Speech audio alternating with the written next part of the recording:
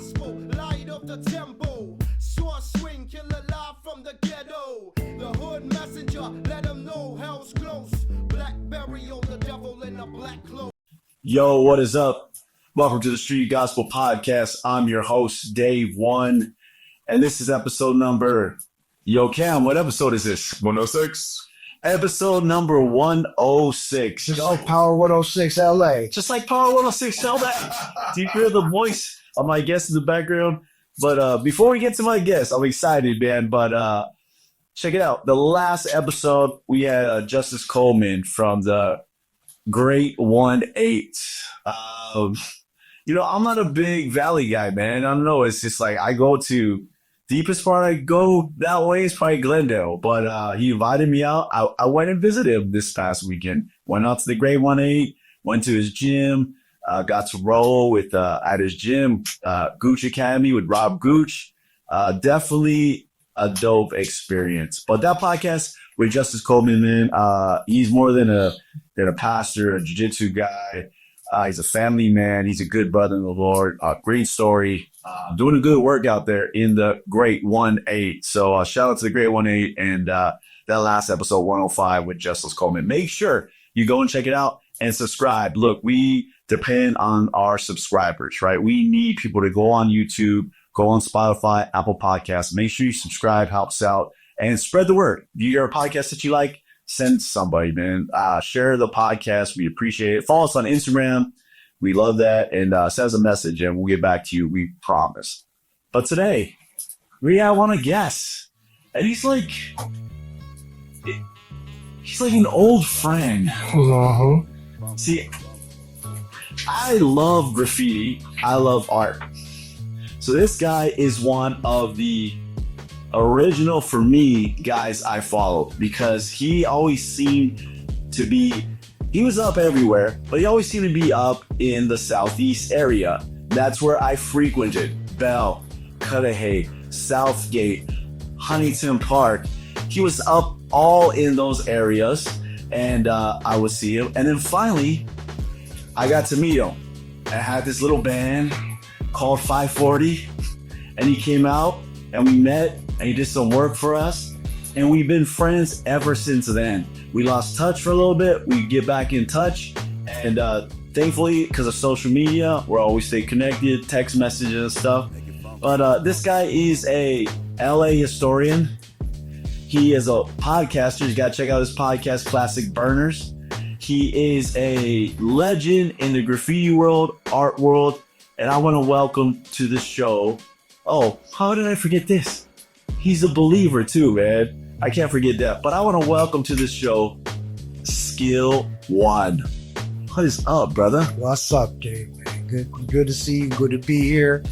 And like we said earlier, like this is like it lined up. So you know how we roll. It's so crazy because I think you were out in the Great 1-8 a couple months back, and I was like, hey, is there any way we can make it happen? Now, the Great 1-8 to get out to where I'm at, it is a haul. It's almost impossible sometimes, right? And so I was like, yeah, I was just checking, just a little sissy. And then the other day I saw on your Instagram, Lo and behold, you're out. I'm out of the IE. In the IE, and I'm like, bro, you got to come by. You got to stop by. Yes, sir. Meant to be, bro. Meant to be, man. How you been? I've been good, blessed, and just enjoying still my journey. Just like when I first got on this journey, on this road, on this walk with God, it's been an adventure ever since, and it's still going, and it's still amazing. My mind is blown every day still. Really? Really. You know, one thing I liked about you, bro, you always had a good attitude. And I say this with all respect, even when maybe life wasn't good for you. Right? It seemed like whenever I ran into you, it was always like, maybe it's tough right now, but it's going to get better. Was that always in your nature? You know, brother, I come from a tough people. You know, I come from a tough people. On my mother's side, she's from a very arid region in northern Mexico called Coahuila. It's what used to be Texas. Then after Texas was annexed, the state of Coahuila shrank a bit, but it's still there. And it's a land that is like Afghanistan, very dry with sparse vegetation. It has beautiful rivers, but it is a arid land and tough people. You know, so I come from a people of, I have tios and people out there that would travel long distances with pack mules over the mountains and over rough terrain by themselves, to miles and miles and miles to go to another village to like sell their goods or whatever, you know? So, with that, I did spend a lot of time out there. My mom would take us in the summer, and because she wanted us not to be like A little bit close to you. Yes. Right there. Go down. There we go. how's that? That's good. So he didn't. My mother didn't, and dad didn't want us to become like soft, like, you know, American kids that were just like spoiled, and you know what I'm saying, like that whole thing where city and For sure. no grit, because they came from the old country. Right. So she would send us out there in the summers to be with our tias, and I'm talking about real poverty, but happiness. Well, I'm talking about houses made out of adobe in a small village, with dirt floors and stuff, and well, concrete outside, inside, but like dirt floors on the outside. You know what I mean? Like in the patios, bugs flying around the lights, frijoles usually made right there. But my aunts, I mean, these aunts were tough cookies. There were 3 tias that never married, and they stuck together and they ran that ranch. Wow. They had heads of ganado, they had chivas, lambs, they had a flock of those, they had a pig, they had a bunch of chickens, and everything they needed, and nopales outside, and all that calabazas growing, a river down there, and then as kids, we go over there and fish, bring the fish back to them, they'd cook it in a caldo or whatever. Wow. It was a very old school life, and it was tough over there. You know, you couldn't, if you were soft, whatever, you had to toughen up. You had mosquitoes attack you. I mean, we counted like 80 bites the first night we stayed there. Like we'd be as kids counting how many, like, wow, you know, those things ate us alive, you know, and it was like, it was hot. And so, you know, we go over there and come back really dark.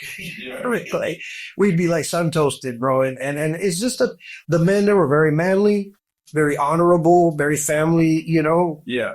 The wives were also very respectful. It was just very old school. And these were people of faith and an innocent faith, I would say. Right. You know what I'm saying? Like very pure, very like just get up in the morning, you know, there would be a little bit of prayer you could hear and things like that. And, you know, they were a quiet people. When their words were spoken, they had some weight to them, you know? Something about simplicity. Yeah. Like breeds toughness. It's weird how that happens like that. You think it's the other way around, but when things are simple and you kind of have to work for everything, and you know what you need to do and you know how to do it and get it, there's something to be said about that. Yeah. And my uncles also made it a point, you know, they knew it's cool because they were working like without even it being spoken, they knew what they had to do as uncles to toughen us up too. Right. So they'd be, come on, you know, they wanted to say, come on, vamos, you know, they'll go take us to go like work or something or do something. You know what I mean? Yeah. You know, they didn't put up with laziness, or they'll give us carrilla, they'll mess with us, and they saw like we'd be, you know, whining about something. They'll keep poking at us with that until we got it out of us. So that's where it comes from. It comes from that. Man, that's a true. I think a lot of kids nowadays miss that. There's something about that. Like it's just they'll sit on the couch all day, play games. Their parents bring them food. They don't even know how to cook their own food. Like I didn't grow up going to Mexico and seeing that. Yeah. But there was a lot of times where we had to make our own stuff. Yes. Or we had to, you know, and I know times are different now, but unfortunately, man, it was a different time. And I don't want to sound like the old heads, right? Mm-hmm. You know, the old heads always say, well, back in my day, right? But there is something to be said about it. I can say that the generation before our generation probably had it rougher than us, right? Growing up and learning how to survive. You know very well, your family, you know, coming from an old barrionera thing, those men were men that they were scared to, you know, throw guantes, you know what I mean? And go heads up with people, you know what I mean? Like it wasn't like shoot first or hide behind a gun. It was, you know, like they would stand up, you know, for themselves, you know, like and face the adversity. Right. You know what I mean? And a lot of that is that's not to say like you know, we're any better or nothing like that. But in those days you saw more of that. Yeah. Nowadays it's a little more like everybody's kind of just hiding out behind a computer and taking shots at each other. Yeah. Internet banging. The internet banging. The whole It's a whole nother beast. Right. Yeah. Speaking of the internet, man, as what do you think of it, man? It seems I think good and bad, right? It's good in a way, but I mean for writers, let's just say for writers, for instance, it's kind of sucks because like you can kind of get big just for being big on social media. Absolutely. And in the old days, it was, and that goes for everything, right? Yeah. I think about the band when you came in the art for us that time. The band, you would have to go on the street and invite people to come to your band, right? And then now it's like, well, you just got to get big online. There's no, I guess there's a little bit of hustle to it, but you just got to get lucky. And same thing for writing, right? You kind of get lucky. Somebody sees your artwork, great. But in graffiti, the way to get great is to be out in the street, right? Yeah. So that's like a safeguard in the culture. It's baked in. Mm-hmm. So as you know, the internet has its positives and its negatives, right? Sure. And I mean, but it levels the playing field. That's awesome because a poor writer now can showcase their work worldwide without the need for a lot of money, right? Which was a problem for us back then. And so it's like a lot of free marketing, to get your artwork out there, right? As a tool for networking with people from far places and all that. It's great. It builds, people build relationships far away. So there's a lot of positives to it. It's a good tool. Yeah. And for business, it's great, right? Yeah. But, the downside, just like anything, would be like the watering down of stuff. So, for example, styles in graffiti used to have a regional flavor. You know what I'm saying? So just like, some of the artwork you have here, it's kind of like it has that Chicano flavor mixed in with graffiti. You know where it's from. Yeah, it's an LA kind of vibe. Chicago had one.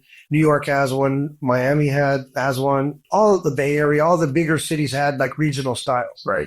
And then eventually, what has happened, and Philly too, very well known for its tall like tags and stuff.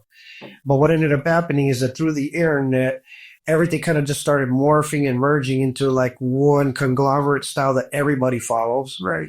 And there's now a certain base style that it just seems like everybody does. Yeah. Or like whatever's a trend flavor, all the cities have it. So I'll travel to a far city and see that same style that I just saw in like the last 2-3 cities. Right. It kind of sucks because it was fun to see the different stuff. It was fun. I mean, it goes along same with music. Yeah. Everybody kind of gets, before it was regional, you had South and New York rappers and this. Yeah. Now that kind of blends in together. And it's into like one trap sound. Exactly. Not that I listen to it, but you know what I'm saying. Yeah, I know what you're saying. How did you start your writing career, man? It seems like your family might have been strict, might have been on you a little bit, and everybody has this story of why they started getting into trouble or why they went a certain way. I didn't have this or I didn't have that or that's all I had. But what drew you to graffiti? That's a good question. So, and it's a good observation about the parents. So mine were the opposite.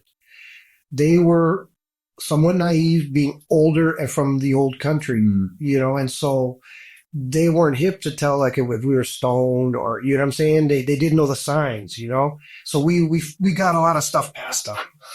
So yeah. Why you bought that like John Maynard thing? One time, bro. See, my dad was from the neighborhood. Yeah. And you wrote his name everywhere. Okay. Right? Wrote his name everywhere. So you had to get a hand style too for your neighborhood, right? So one day, Skill, I wanted to be in graffiti so bad, man. So bad, right? I go to the store. I have a meat street. I write Dave on. I thought it came out great, right? I'm so happy on this mailbox.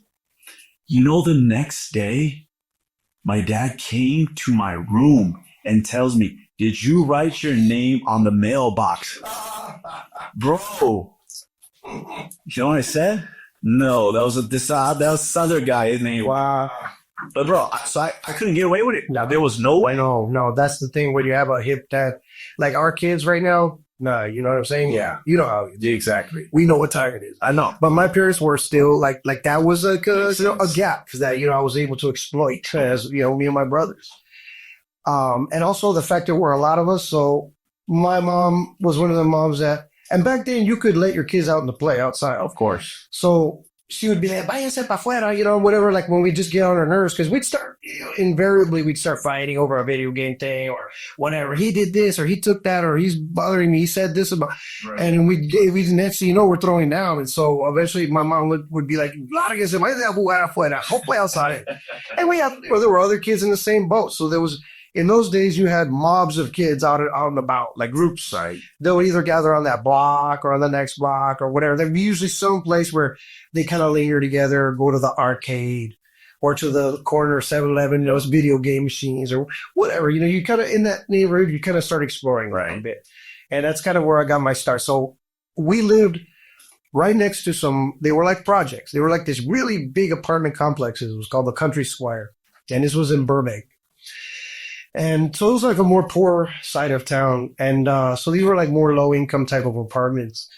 And in there would be like stoner kids and things like that. So I'd go over there and hang out with some of the older kids there, smoke weed with them, and just, you know, listen to rock and roll. And one day I'm going by and I see some cardboards out and I see a dude with a boombox. And I see some dude like on the floor dancing and, you know, doing stuff. And a dude with a jacket with pieces on the back. And I'm like, what the heck is this? So, you know, I just was curious, was watching them, whatever. And the dude approached me like, what's up, man? You know, I'm Eric, whatever, boom, boom, boom. And J-Ski, and that was his nickname. And I just moved in, whatever. And, you know, I go, what is this? And he said, this is hip hop, you know, breaking and all that. And so, long story short, he was like an all around Renaissance hip hop guy. So this dude could break, he could pop, he could DJ, and he could do graffiti. Only thing he didn't do was rap, but he did all of those other things. 4 of the 5 albums. 4 of the 5, all at once. His younger brother, Arsky, Renee, they were just together there, and they had come from another town, North Hollywood, and he had been exposed to Graff 1, like some of the pioneers in from Shake City, and so he had a black book that had pieces from like Spy 1000, like old school people, right? Wow. So he was ahead of the curve. And so he was the only guy on our whole side of the town that knew about it. And so he formed quickly a crew there. My little brothers became breakers from it. One of my neighbors, Jojo, was a good friend of mine, became a popper, and he was like a Hawaiian dude this dude could pop. He was really naturally talented. Like he had the build and the style and the body to do like waves and robot and tuts and hits. He was a really dope popper. So they formed pretty soon. They formed with getting together all the kids in the neighborhood, a pretty strong little crew. And they went to the local park and got the recreation room to give them the stage with the wooden shellac floors. And so when people weren't playing basketball, they were able to get out there with their boombox and they would be practicing. And then we would go down to North Hollywood to front of some theaters where there were those kind of places where other breaking crews would go to look for competition. Mm-hmm. And so they would break against each other right there and then, you know. And so that was the atmosphere that I got exposed to with them. Well, here was this. That was 1984 when he got there, 85 when he got the crew going. Wow, okay. And so in 85 was when I first was really like, I still didn't get the graffiti right away. I started getting interested when I started seeing pieces of his at the park. He would do them on the benches with paint markers, little burners, like on all the benches. They were really dope. I would just go down there to smoke some weed or whatever, and I'd just stare at them and be like, damn, that's dope. Then they would do pieces on the cardboard, and then he had his jacket. And then one day he took me in the pad. He goes, I see that you're interested in the graffiti thing. Like, check this out, because I sucked at the breaking. And so he had a poster of Beat Street of the Trains painted. He had a little 7-inch record called by Rocksteady Crew. And it has like some little B-boys that those did. He also had that black book I was telling you about, the Spy 1000. When he showed me that, it was mind blowing, bro. Because now these cats had like techniques, like professional like pens, like to outline that were really fine. They could draw really fine little cracks and breaks that looked realistic. They knew how to do drop shadows and add dimension to pieces. It would look like it's popping off of the paper, you know. And for a kid who never saw that, it was just like I was looking at some space alien technology. I was like, wow. And he was real like, okay, he let me just look at it for a little while. He would like turn the pages for me. He never let me hold the book. And then he closed it. He goes, okay, that's enough, you know. because back then biting was a big deal. Like you're supposed to come up with original styles, right? And because people at that time it was so new, people would bite hard. Like they would take it right away and use it and claim it as their own. That's great. Style. And so people were very guarded their stuff. And that was also tied into the breakdancing because they had original moves they come up with and people would bite those. So they would save those moves and not show it, so they didn't like other people coming to the practices. Right. All that stuff. And they would wait for it till when they were like in a battle, then it would break out with it to surprise, the enemy. Yeah. And so that's the way that breaking culture was.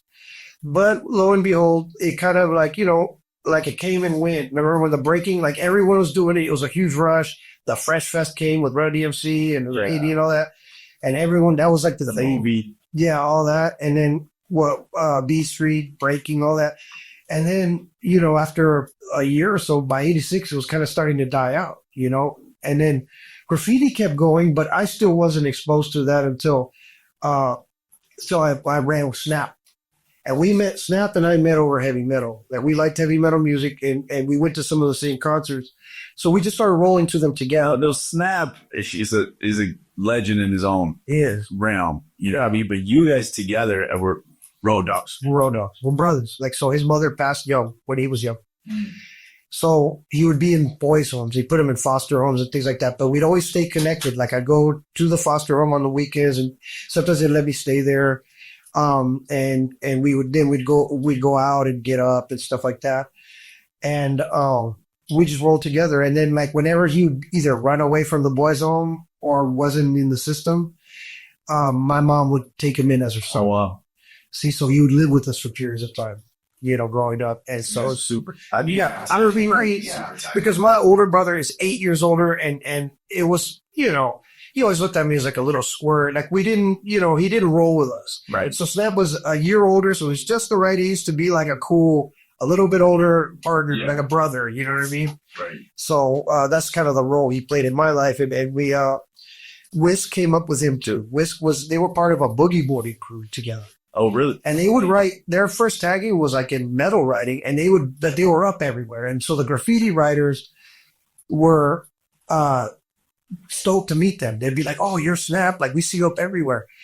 And he started becoming popular. And then so when we met Shot, he was in Silmar. He already had more like a hip hop. He had Subway Art and he had like stuff to refer to. He showed that to us and he told Sam, "Hey, why don't you write it more in a hip hop way?" And he kind of just got him into and Whisk on his end was learning from Risky and from the West Coast artists. Yeah. So when we'd all meet together again, we'd kind of take all that knowledge and combine it and kind of share, styles or whatever. But this is the kicker. I still wasn't, I was kind of over it from the breaking stuff. So I wasn't even writing with them. I just go with them, racking markers, getting up, running on the buses. Did you have a name yet? No, I didn't have anything. Well, I was John Ski back with Jay Ski. That's part of Psych City, the breaking group. But, and I was just his lookout. I went out with him on some bombing adventures. So I did experience piecing and stuff with Jay Ski, but it was like, it was just for that season. Right? Now I was running with Snap and we were partying and getting a little older and all that and going to metal concerts. And so I was more like in it for that. And, but I was stuck with them, because they were who I rolled with and they were always getting up and doing stuff. So I said, you know what? I guess I just might as well get a name still right too. Like I'm doing all the same stuff as you guys. And so I did. I had a name Morbid, which was like from a metal album that I got. And I did that for a while. And then when I started sketching, I did a sketch that said, "It takes skill." And I did a skill piece. I was like, wow, wait a second. That's a good word. And I haven't seen this. So I better jump on this one before someone else does. And so I dropped, even though I did put in some work with that other thing, skill, I jumped on that and just started. From there on, it was off to the races. And how old were you right here? 16. And you're 86, 87? That was 86. Wow. So this is the year I remember the most where it really explodes, like 88. And I just remember it blew up. 88 just being huge for graffiti. So when we're talking like 86, it's more early. It's super. It's an intermediate. I know it's like 2 years earlier, but in the graffiti, that's an early period. The graffiti clock is faster than normal society. The graffiti clock, like from being a first learning about it to where you can have a decent management of style. If you apply yourself, you can be pretty good in a few months, you know? Yeah. And so a person can rise, and also if they start getting up, they can get up pretty quickly and get recognition pretty fast. Right. And also careers go and end quickly because in the early days, there was a lot of like tagging and things like that. So people would get popped and parents would intervene and stuff. So careers could get cut really short, like yours. Exactly. So that's the thing is it was very, you know, and pretty soon you're like, okay, well, that was my time, you know, and then, and these are the people you saw, right? Yeah. So any kids that come after that are like, oh, you guys are new, like, you know, like, Right. so a dude that was 3 months older than the other guy in graffiti was like older, you know? A year. Yeah. Up for a year or 6 months. It's like, oh, this guy's been writing forever. Yeah. Not really, but No, yeah. But they're old school. In graffiti time. You're right. Yeah. In those early days, to be old school was only a few years Yeah. prior, and then you were old school. You're right. You know, now because it's got more of a like a 40-year history here in LA of this kind, the East Coast type of hip hop type of graffiti, then now you can look back and say old school would be the period of the 80s. Yeah. Pretty much. Yeah. It's pretty. I mean, But 90s guys can still be considered old school too. I think I remember, you know, everybody writing their name and then putting 88. You know, putting the 88 behind their name, or if this is when they got up. You would see tags for in like 91, 92 would you still see tags that still had 88, and you'd be like, oh man, like you said, you would think like, oh, that's old school. Yeah, it's just it's the decade before, but it's only 4 years ago. But I remember that period of being you know, popular, and that's when it really like started exploding, and a lot of people started writing. They did. There was a very it was a big boom in 88. So are you thinking when you start writing skill, are you thinking just tagging? Are you thinking bigger and saying, I want to be, because there's a difference, right? There's a difference. So there's the artist aspect of it too. So it captured me, so I always was able to draw a little bit, you know what I mean? Like I would draw just stuff, you know, like heavy metal logos or superheroes or stuff, you know, at home when I was bored. So I had some concept of shades a little bit, yeah.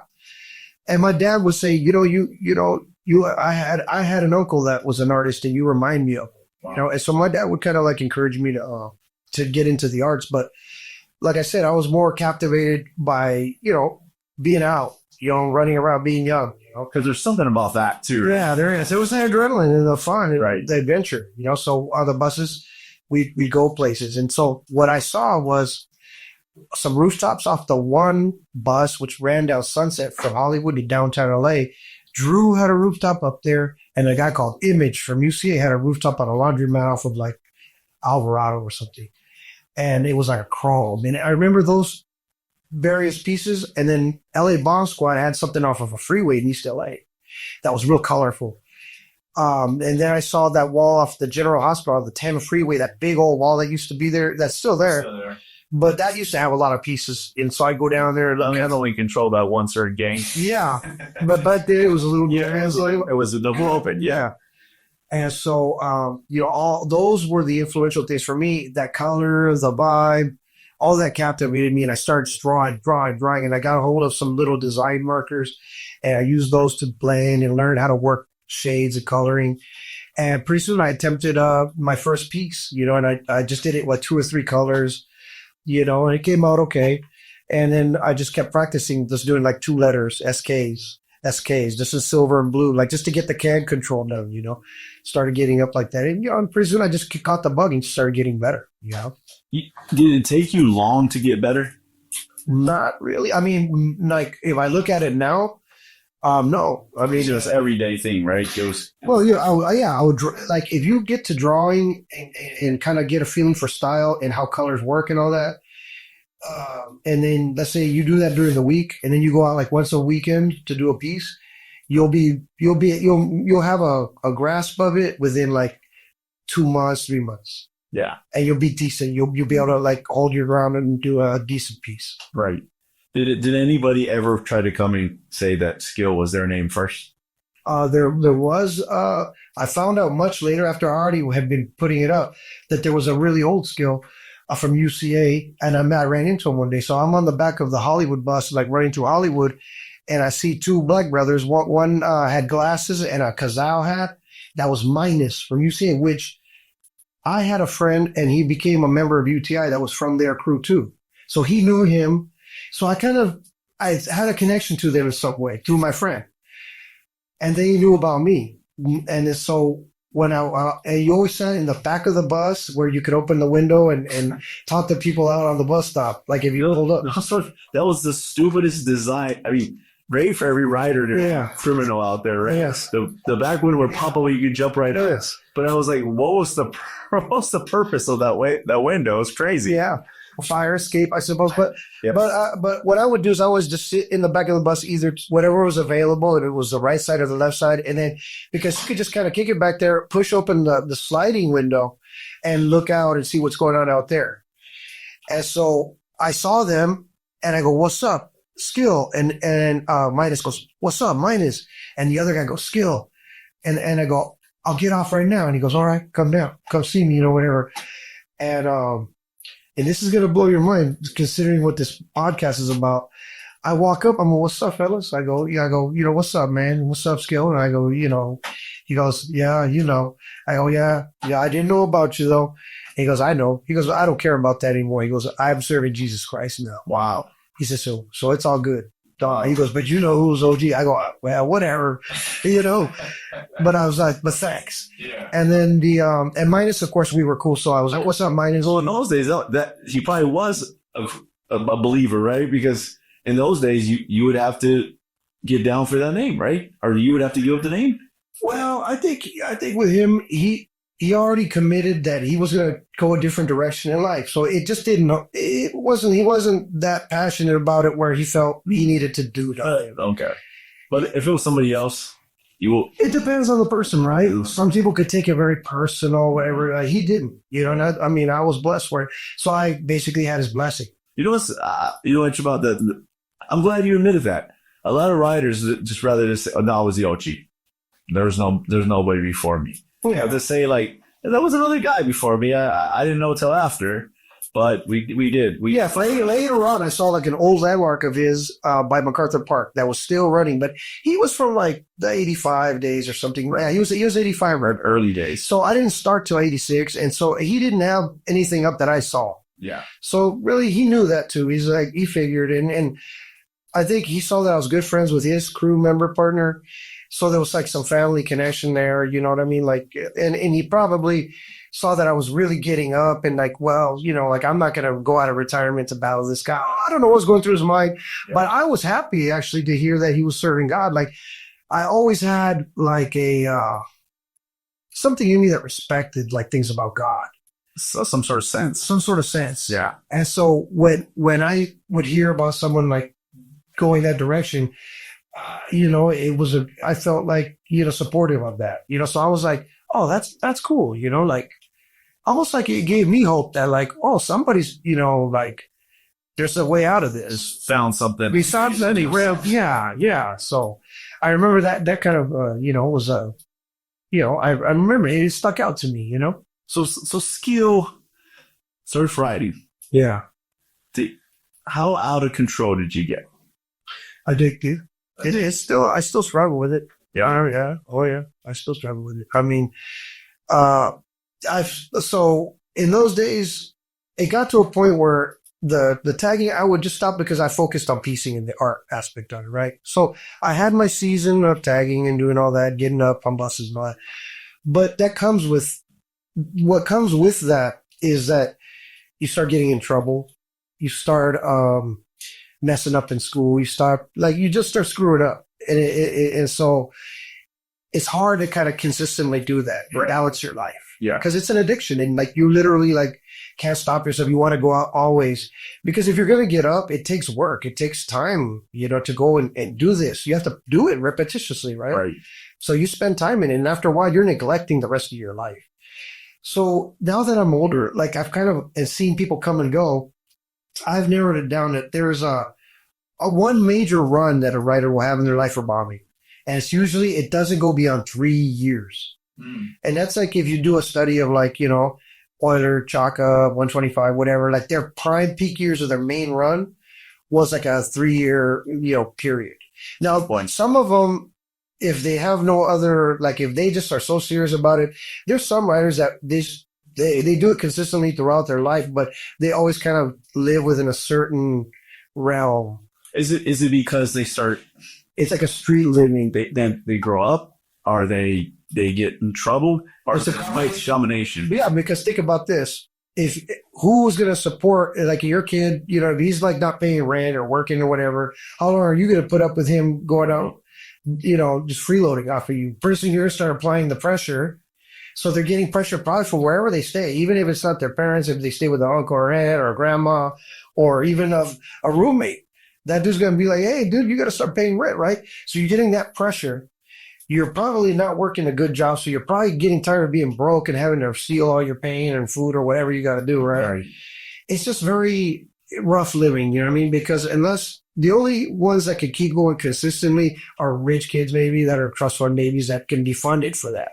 Right. Where like they have a limitless credit card, a car comes easy, and if they get busted, they got bail money or whatever, right? Very, very few and far. Very few, far in between. They do exist, but the majority of writers, their life gets affected, and in 3 years, by 3 years, their lady has left them, or they've gotten a lady pregnant, or they got fines, whatever it could be. They get kicked out, when you go to jail, whatever. When you said that 3 years on, GK came to my mind. Yes, that's another one. A Killer Run. Yeah. Changed his name. Still Killer Run. Yeah. It all came back right. So yeah. So it's just because you're going against the universal laws. You know what I mean? Like it's a rebellious thing, and you know how it is. Anything that's rebellious, it just brings with it its consequences. God doesn't bless bombing. Bombing is cursed. I can say that with a straight face. It's not. Now, it's not to say that God goes after you. Yeah. I think he just takes this. He's not going to co-sign it. So he just takes the protective hand that he normally has over people and says, okay, you think that, I just can't co-sign that. Right. So whatever consequences come, like you don't have that extra blessing or protection. So you're like fighting the devil and everything like on your own flesh without even knowing it. Like, you know what I mean? Like, so it's. You mentioned the addiction. Yes. What, and the average Joe out there, I mean, this podcast right now is going to say, how does this guy become addicted to writing graffiti? What is it about? Well, how would you explain that to that person? I would explain it that the addiction has several components to it. One of it is the motions of the actual application of it. You're if you got good style to it, there's like a fun that comes with it and a rush that you get just from writing a really dope thing. It's, just no different than doing anything else well done, right? So there's a sense of achievement. Then there's a sense of like, you see it repeatedly and people see it, and then you get recognition. It's a communication tool. It's an icebreaker. It is a good networking thing. Like that's the one good thing that I've noticed that's come out of bombing is that it's like we're all talking to each other. We're communicating like, hey, look, I exist. Hey, I'm here. Right. So it does serve a purpose in helping a person feel like, like they're communicating, being recognized. Because there's a human need for recognition. Sure.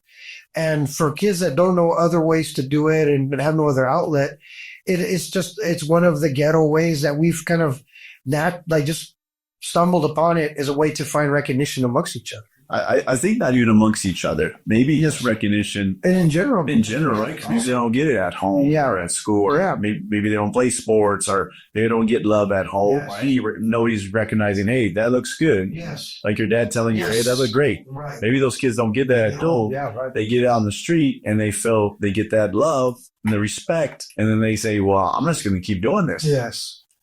Yeah, and then also not to mention is that like I said, after a while you there's a never ending amount of cool places that you feel you could apply those things. So when you're in that mode, you're just constantly seeing like, oh look, I could do something there, and look, I could see something there, and so that's part of getting sucked into the addiction is that there's just a lot of possibilities and adventurous spots that you'd have to kind of figure out how to get to it, and in that within itself is an adventure. I mean, it is exciting, but it's just like any risky thing. Like if you're a bull rider, you're probably going to hurt your back.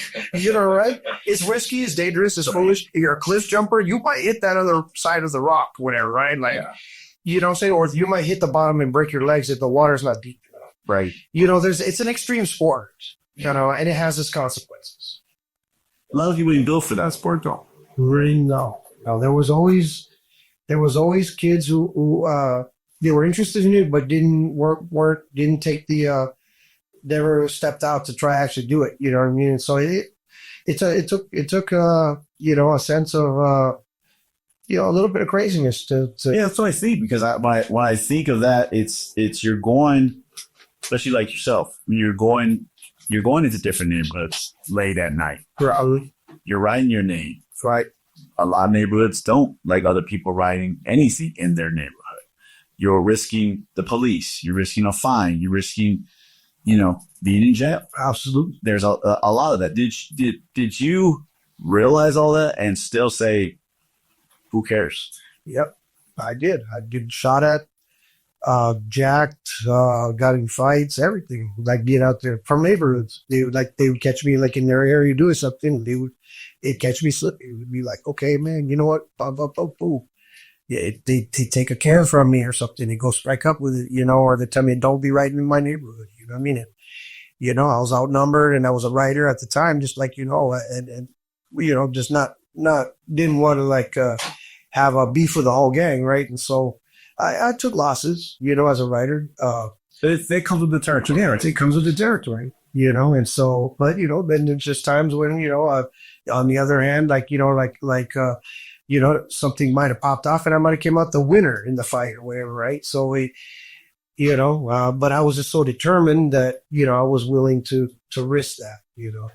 That's the crazy part to me. Yeah, and that it is. That's the wild part, that you could get jacked or get in trouble or, you know, or get hurt and still say, oh, that was yesterday. Yeah, Let's go again today. yeah, right. And supplies, man.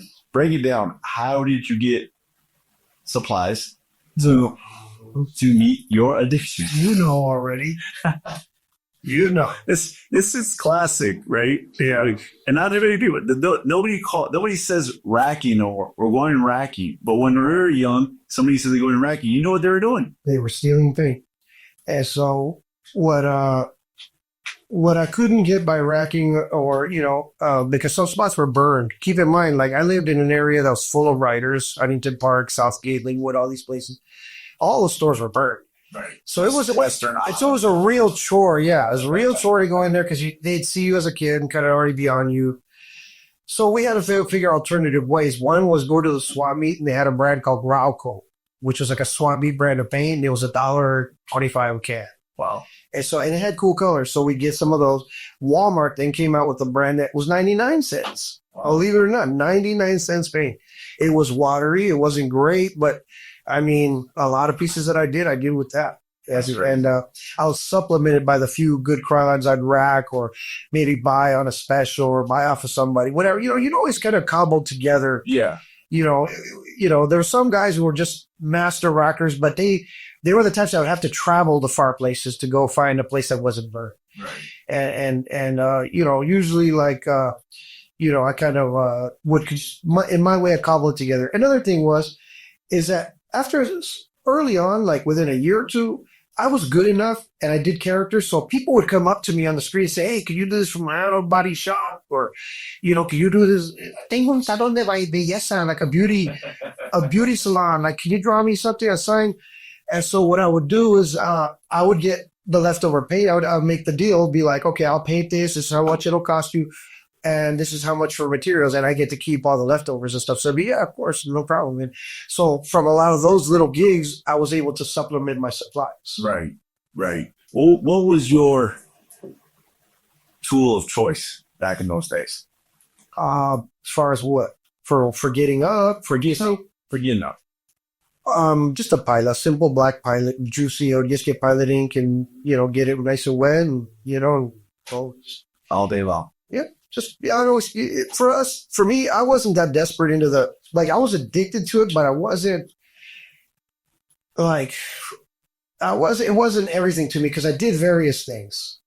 You know, I did the piecing. I would do the legal gigs. I'd do productions.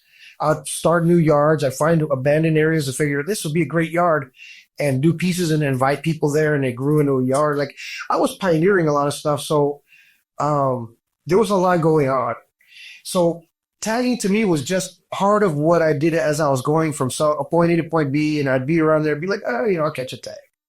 Or I'm traveling on the bus because I'm going there to some, you know, it was very rare that there were times like maybe in 87 where I actually would go to hit buses and go hang out in downtown waiting for buses, or Huntington Park was a famous spot. And a few times I went there and just kind of kicked it Pacific, hang out there and get buses. But it wasn't my main thing, you know, and like most of the time it was just like getting up, and we're still to this day, most of the crew members, that's how they do it. They are into piecing other things, and then it's just something they'll get here and there, and, you know, they'll carry something with them, just catch a little tag here and there. Right. As they go about life, you know, and yeah, just let people know like, hey, I'm still here. Yeah. Yeah. Do you think one of the best, I mean, I'm sure you do, was the bus era? Do you think that was one of the best times in LA graffiti history? Well, for the reasons that we were talking about, the adrenaline, it was pretty unmatched, right? And I can say that with confidence that it was the most exciting chapter in LA graffiti history. The reason I'm saying that is because you were literally playing a cat and mouse game with the drivers, the RTD police, the local police, heroes. Like, it was the riskiest of all of the feed. It was wild because you'd have to go into a public place where the bus stopped and a bunch of people were getting in, and you'd have to get it without one of those people turning around and be like a superhero and confronting you and the bus driver would call. So as soon as you started your day, you already had RTD police kind of scanning and looking for like, okay, they're going the bus drivers were communicating with, and they were trying to kind of triangulate you. Right. And inevitably they kind of see you and chase you off, or they lay a trap for you. And it was just a real cat and mouse game, and you get busted a lot. The bus riders got busted a lot. I've been in a lot of city jails over bus robbing. I think it was like the era. You know, New York had subways. We didn't have subways here, but the bus that was or transit. And the bus pass. I know what it was so cheap, and you can go the whole city on fake transfers, or stolen transfers, and expired RTD cards, right? And you can go everywhere. You go everywhere. So I think that was kind of like the bus era was like New York City subway era, where it was like that's all we had, and you couldn't do peace on the bus. I didn't get to finish Angst's name. I was doing a skill Angst on it on the Florence, where they would lay over the 111, I think, or one of those buses would lay over there by the hamburger. You know, the car wash that had like burgers. It would lay over it. The driver went in to get some burgers out, and I went for it, bro. I went for it, and I had to do a little skill angst. And I mean, the angst is the outline didn't totally get done on the last few letters, but I got it out. I mean, fast. It would piss me off. Yeah, crazy, man. Yeah, it was an active bus. Like, it ran. You know what I mean? Like, it wasn't like I didn't do it at the yard. Like, I did it at his lab while he was eating. That's wild. Yeah. Is that one of the craziest ones you ever did? On buses, I mean, it was like the biggest thing I did. Yeah, you know, and that was already kind of a little later. I kind of did it as like a bucket list thing because I wanted, hey man, you know, I want to do something bigger like out there, you know. Yeah. So that was a bucket list title for me. That's time. Yeah. So that was done, and then back to like the addiction thing too. Yeah. So one of the things too that was addicting was like the subway, you know, subways, you get to see it, you know, from a distance and be like, okay, there goes my name. Right. For us, that's where we'd get that feeling. Like when you see a bus go by with your name, you know, that was a good feeling. And you'd be like, there I go. And you see your you know, it's right. Especially on a grill. Yeah, on a grill or side. But those were like the pit. Those are like the spots people wanted. They were desirable spots, you know, and so. Yeah, it was a whole little culture, you know. I like when they changed the bumper of the bus. Yeah, kind of rounded it a little bit so you would slide off. It was wild, but you had to see guys hanging on the grill to the next stop. because like the bus driver would let them on because they recognized them, but their buddies would be on that bus, so they had no choice but to jump on the back. And one time I was like in a rush to get somewhere, and I on Tweedy Boulevard in Southgate, which is like a popular kind of like has stores. I took that bus, jumped on the grill, and was rolling down Tweedy just. And then when I get to about Southgate Park, the Southgate police see me on the back, and they're like, "What the heck?" They just see me whizzing by, and they pull over the bus and stop me, and they're like, "What are you doing?" I said, "Man, I missed the bus. I couldn't miss this ride. I had to get." Yeah, they're like, "But come on, you could have hurt yourself and killed yourself," but they let me go. That's funny. You know, but I can't imagine because I saw when they were like. They were aiming coming out of a street onto Tweedy Boulevard, so they saw me just pass right in front of them, you know. And I even looked over and saw their faces, like, "What the heck?" But a great era for graffiti. For the kids of that era, it was fun. It was troublesome fun. Yeah, I don't think anybody really mischievous fun. Yeah, nobody really talks about it too much. No, I mean, except the older riders and the younger riders that just. But it has told me its culture, and to this day, there's like a kind of like we started this thing RTDK, which is just alumni. You know, no, obviously no one writes on them anymore. Yeah. But it's where they'll have a barbecue. All those old bus riders that are still around, still alive, will get together and just talk and share memories and store. It just Yeah, we talked about addiction. Yeah, and it kind of segues into the world famous UTI crew. Okay. Under the influence. Okay. So I know there's some misconception on the name, right? Am I right? Yeah, well, that was the original meaning that it came up with. And it reflected us at the time. We were partying a lot, so it's perfect, right? Okay, so it did fit. We would go to metal concerts and smoke our weed, drink our beer. We'd rock out and drink and smoke. Right. We were under the influence. But later on, as we got older and we started getting better as an art crew and kind of started feeling more of social responsibility when kids started looking up to us as OGs and stuff like that. I started like in the 90s, a lot of those old under the influence UTIs were already older and they had to get their lives together. They started getting married, started family, started working, living life, right? And I still was going because I had gotten good enough where I would get art gigs that paid well. You know what I mean? Like there was a motive where I could still see it fitting into my life. Right. And I was traveling and part of events and the first gallery show that ever happened in LA, which Eddie Berto was called A Burning Desire. It was at the Pico House Gallery in Placita Olvera. It was an amazing show. And I was part of great events like that. The Earth Crew, a crew that was doing environmental themes early on and traveling to Mexico City. So, I was still engaged, but the rest of the UTIs were pretty much, just kind of went on with their life. And so what happened is that I started seeing a lot of youngsters with potential around, all of our area, Southeast LA, all those cities. I would just keep an eye and be like, and some of them were wonders or people from little crews, but I felt like, man, they need to, with the right encouragement and support, these guys could become good, you know what I mean, and really do something. And so I started a little crew called TUF. And I gathered all of those guys from different cities and kind of would take them out to paint and all that. And they, until they get good enough and they don't put them in UTI. And so that's like a whole generation of UTIs that came out of that like 90s kind of. Like Ace in them? Ace is even newer. So there's several generations even from that one. Are you part of the founding generation? I am the founder, is me and Smith. Okay. So I came up with the name because we were running together and he was that's what I was wondering. So he was at a boys' home at the time in Silver Lake and we had just moved to Watts. And so when I was there, I was just we'd talk on the phone. There was a payphone in his boys' home and he would call me from it and we'd stay in touch. And he's like, okay, because he still had to take the bus or do something to go to his school. So he was still getting up.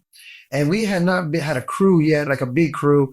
So we're like, let's just make a crew. And we thought of some names, what they were taking. So as I was doing, I thought of Under the Influence UTI. I thought, hey, this reflects us perfectly. It's original letters. Like it's different than all the other crews. And so he goes, all right, cool. Let's do that. Let's run with it. You start putting it up out there and I'll start putting it up out in this way. Nice. And then when he'd get passes to leave, he would come and stay with us in Watts. And that's when we started hitting up around Alameda, Nadu, all those places, Southgate, Yeah. Firestone. I went to the park, Washington Park, which is like, dude, I got shot at by the East Coast Crips. Yeah. See, that's when I probably started seeing it.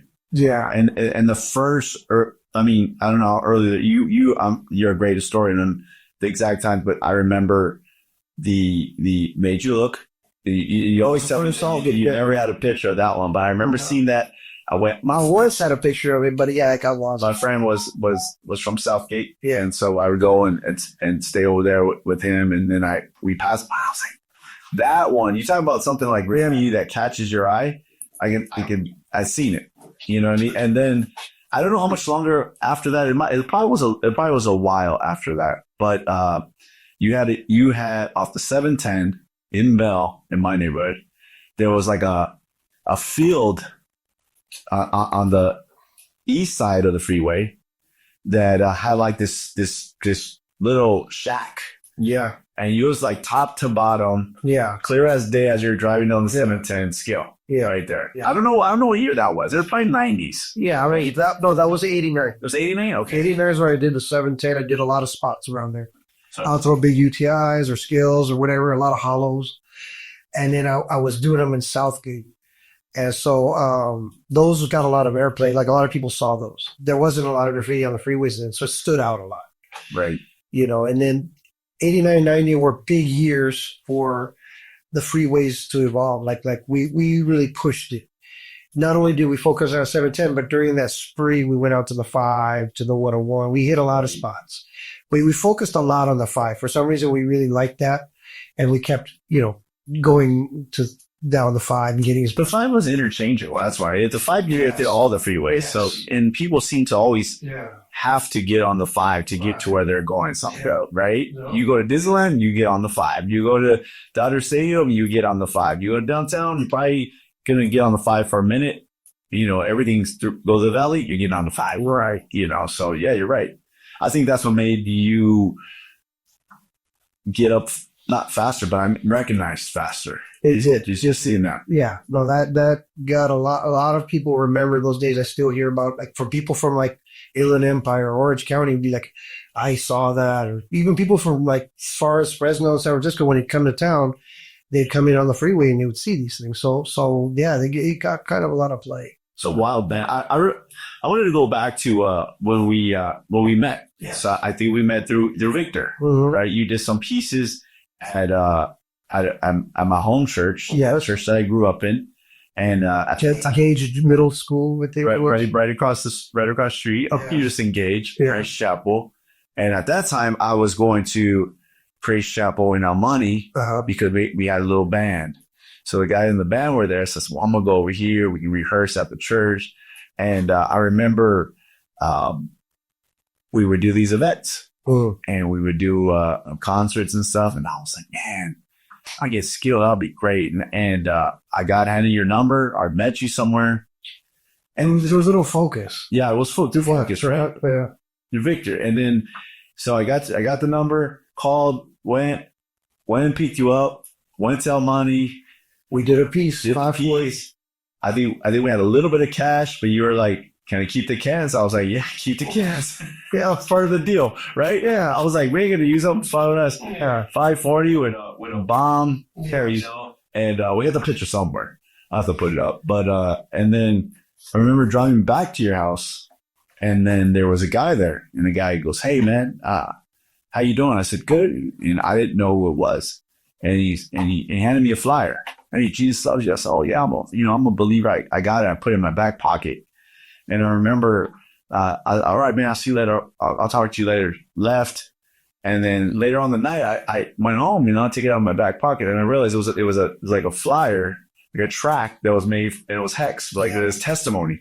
Oh, wow. And I was like, so it was him that had given it to you? Yeah, give it to me. Wow, what a treat. It was at your house that we had just pulled up, and he was kind of showing up. Wow. So that was like the first time. It's pretty cool. We met, and then throughout the years, we're friends. And then we were laughing right now because he walked up because I was looking through some pictures on Facebook, and I was thinking, I remember going with the family. I think we went down to to the art district.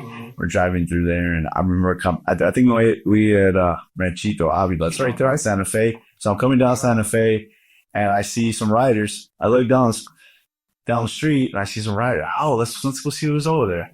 I pull over there, I get out, and I see you orchestrating. They're buffing this whole wall, and I'm like, Janos, what's up, bro? And so it was amazing. But I look back, bro.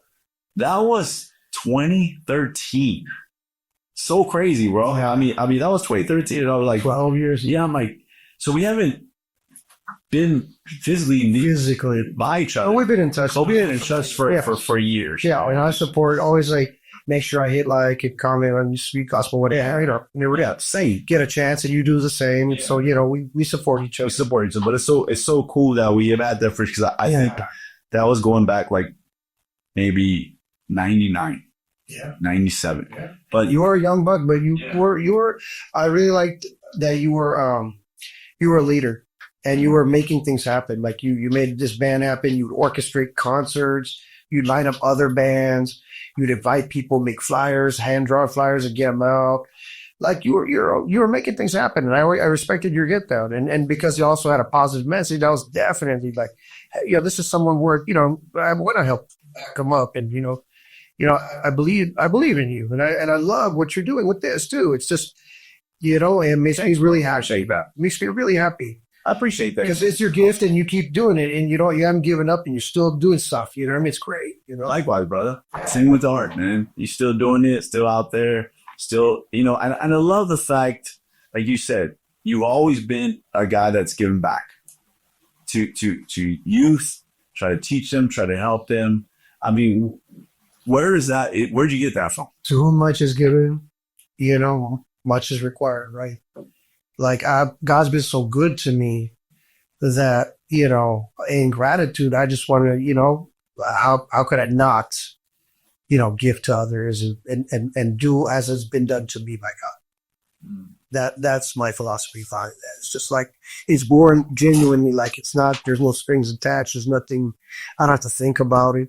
I do it just out of gratitude, and wanting to spread the same love and goodness that was shown to me, the mercy, Because I'll be honest, man, I know a lot of artists and I love artists, but artists are very eccentric and graffiti artists are very neat people. Yes. And I mean that all respects. Yeah, I have a lot of friends that are artists and I get, well, hip hop in general has like a very, it's right. Exactly right. It is. And that's the culture. Right? Yeah. The need to be recognized is at the core. Right. And I don't necessarily think it's a bad thing. I think everybody wants to be recognized. I think that's a key word right there. Yeah. Recognize. Like, I don't think everybody wants to be like, I'm the guy. I just think they want to be like, hey, that guy's dope.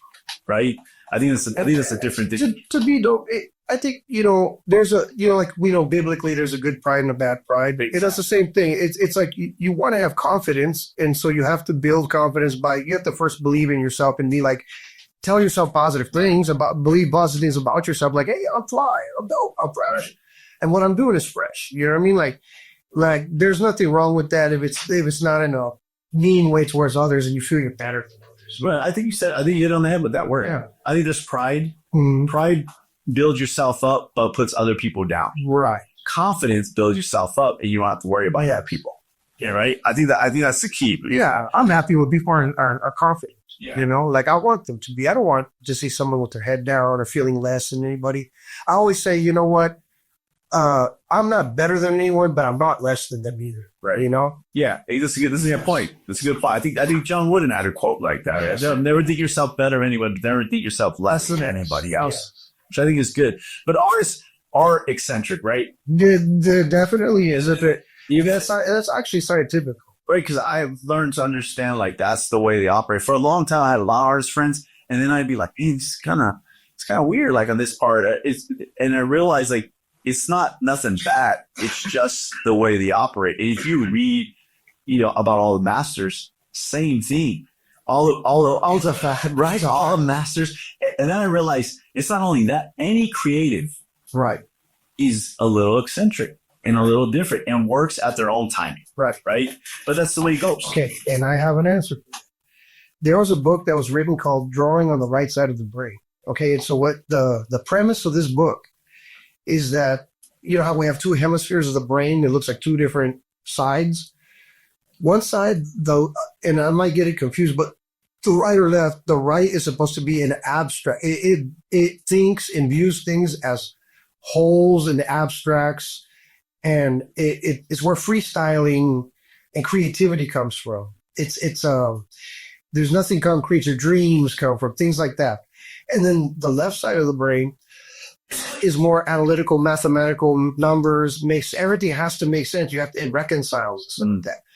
So you can actually, this book was about for people who are very left side dominant, where they're very structured and find it very hard to tap into that creativity. It has exercises on how you can actually do exercises to strengthen that side of your brain that's creative. You know what I mean? Tap right to that. But I think the eccentricity of artists are people who are born and actually have or developed early on are leaning more on that right side of the creative side. Right. Like, for example, and it took me actual effort and work on math. Like I was good at writing in school. Like I could write poems and write essays and things. Like I had no problem with writing stories and literature. But math was just so hard for me. And yet I knew friends that were like, man, they were very mathematical. They had a horrible time at doing writing. Right. And so as an artist, I used to be flaky and kind of abstract and kind of, you know what I mean? Sometimes it's like being late to things all the time, you know, and all that. I mean, and just whatever, right? Just finding it difficult to stay on like a schedule or whatever, like finding it difficult to want to deal with taxes and bills and numbers. You know what I'm saying? Yeah. But I get that. So I went out of my way purposely and would read books on math or and I got jobs like in construction and applied myself to learning how to measure and math. And like I chose a field of work that leaned on that so I could balance myself out. And now I'm I pay my bills and do the numbers. I'm not scared of it. Right. You know, it's very normal and natural to me. But I had to do work at it. Because I think I'm naturally dominant on the abstract side. Like it's very easy for to be creative. Yeah. You know, I'm so natural. I think that it's on the head. I think the people that are analytical in math and literature don't always understand the people that are creative. Yeah. You know, and I always like to say I'm like right in the middle. I can't create, but I appreciate art. And people always laugh at me and they're like, you went to that show. And I was like, yeah, this is what I like. Yeah. You go to New York and I'm like, yeah, I go to all the museums. Yeah. Like, what do you get out of that? I love it. You know, we went to Rome. I'm over here looking for the art at this particular church because it's Caravaggio. And I'm like telling Cam, like, we got to go find it. And then we find it. You know what I mean? And people are like, what? Why do you like that? I go, I don't know. I like the idea of this person created this. And I'm in amazement. Like, how does a person make this painting to look like a portrait, right? Yeah, like, sure you have like the art appreciation factor. Oh, sure. Not everyone has that. That's also a gift too, that you could recognize creativity and appreciate it. That's like a form of taste, and it's very advanced actually, you know. And but you could be so extreme on the mathematical analytical side that literally you could be a stiff person in the past. And so it's nice to balance that out, you know. It's really good because my wife wasn't always into art, you know, and she found art that she likes. She likes religious art. Cool. And she's just like, let's go, you know. And so I'm like, great. And she always say like, I felt, it helped our relationship for sure, because I would be like, I want to go to this show where I go by myself, you know. Then now it's like, hey, let's go to this, let's go to the Getty. You know, and we have a great time. Yeah. And we're appreciating the arts of others. So I think people, if they open their mind a little bit more to art, whatever art, whatever, and really appreciate it, I think they find some enjoyment. One of the aspects that art appreciation, that skill is based on is actually scriptural. That's the scripture that says, be still and know that I am God. And that even people that are like in the middle of, like, let's say tribes in the jungle will know who God is by the creation, right? By observing it. Right. How complex. So what it is it's really like a state of mind where you can appreciate God's beauty and creation and how things work. It's like a stillness, it's a meditative state, and man, it gives flavor to life. Yeah. Because not only are you now able to appreciate the creativity in people's art of man, but that transfers into like, man, like when you see like a beautiful tree that God created and it's really complex and neat, or an animal and how it works, like it opens up the appreciation of the greatest artist and creator. Yeah. Right. Yeah. It's so amazing. And I appreciate the things that God created, the greatest artists, like you said, and every artist is trying to imitate the greatest artist, God, right? And then I think about the artist, I think like that. Like I think like, man, God bless this guy with this skill. When I see like Ace or Coffee or your stuff or these artists that I'm deafer, I'm thinking in my head like, how do they think of this stuff? Like God is giving you this skill. And it's based on just patience. You can do better stuff the more patient you are. Right. And when you can tap into that timelessness, it's like tapping into the eternal. Time when you're doing art disappears. Like you can feel like you've been at it only like for an hour or two, but yet 10 hours have gone by.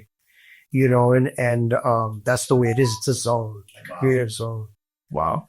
You mentioned God a lot, and I know that you're a believer, but how did you come to your faith? Where did that all start? I always had a sense and desire for the unknown. So as a small child, first of all, my mother is spiritually sensitive. I grew up with a grandmother who was like in that ranch, in that same house where they used to take us to Mexico.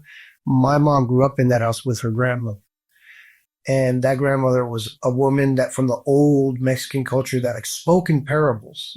Like she would literally be like, early to bed, rise to whatever, you know what I mean? Like it was all these dichos. And she just was full of wisdom and Nija, a lazy woman does this and that. And she'd always be like saying these proverbs to her and she lived it. My mom watched her grandmother like feed like 12 people with like one chicken or something. You know what I mean? Like she would see her pray over a pot and it multiplied and they were almost fed. Like when you live that close to like simplicity, spiritual things are much more able to be detected. The devil will appear more often in forms and tempt people like more directly in those kind of areas, things like bad spirits or whatever, right? That's a reality they live in, and so she would, as young kids, she went through a lot too, and she would depend on God. Like when we were poor, we were always struggling. Like my dad, hold just regular jobs. And for a while, my mom couldn't work. She didn't speak the language. And eventually she got a job. But until then, like she would just pray, lean on faith. And we watched like God always provide for us, and through my mother's faith. Wow. It was just a simple faith. She just leaned on God, and she would always try to like plant the seed in us. Like, look, guys, like, all right, well, there's an account to be made. Like God sees you, you know what I mean? And just that knowledge, like kind of would sometimes hold me back from dropping these seeds. Yeah. She dropped those seeds and I saw that, hey, like it kept me from doing a lot worse than the way I could have done. And so I grew up with that sense. And then how would I say? Okay, so when I'd be in downtown as a tiger, there'd be street preachers, bro, in LA back then. These old Pachuco, like gangster fools that would be like, and I'm not going to say fools, brothers. Body outreach.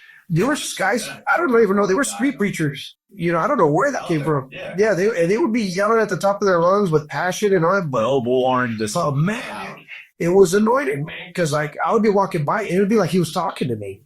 And I couldn't help but like I'd like gravitate over there and just stand there and listen for a while until like my friends would pull on me like, come on, man. Like, okay, what are you doing? Like they just trip out on how I was being drawn towards it. And so I knew that there was something powerful and good there. Like that something told me like, that's the way to go. Like there's something safe about that.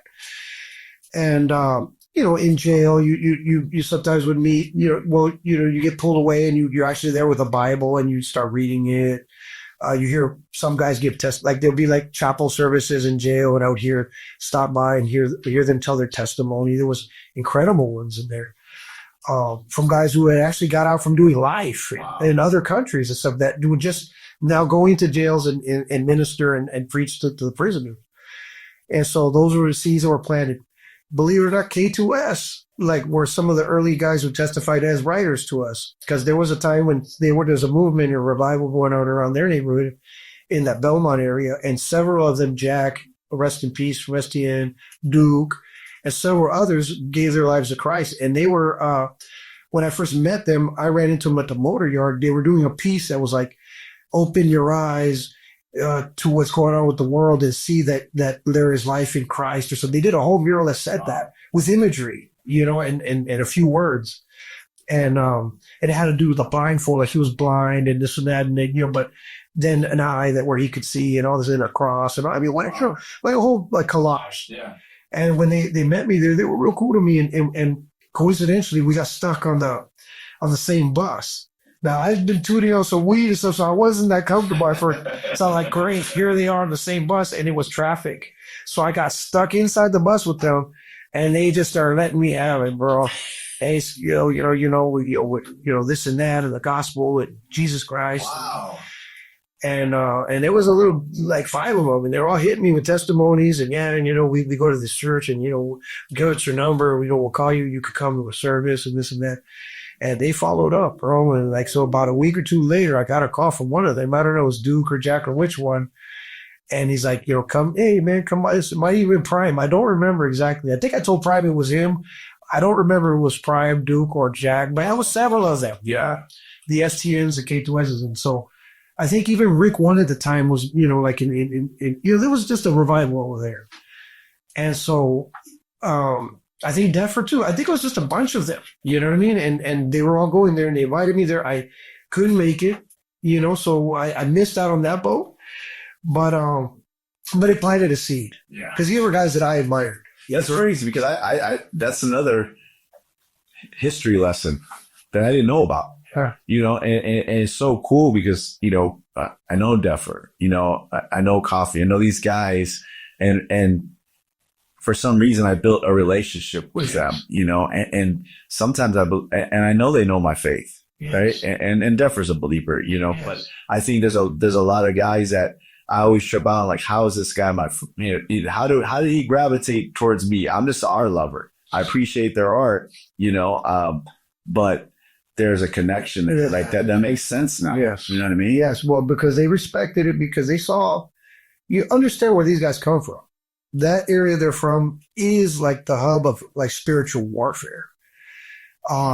It's a very first of all, there's a spirit of gangbanging is so strong there. Yeah. These guys are watching their friends, their childhood friends getting shot up and killed right in front of them, left and right.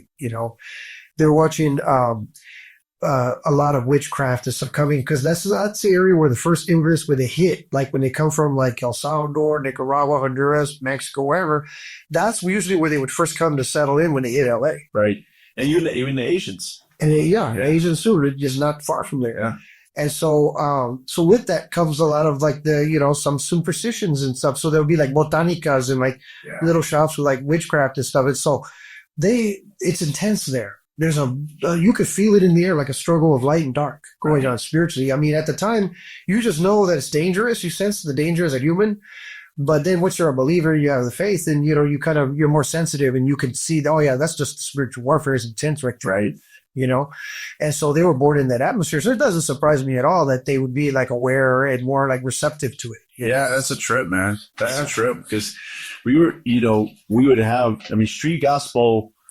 The name was founded, through the brand Savior brand, right? That was my brand.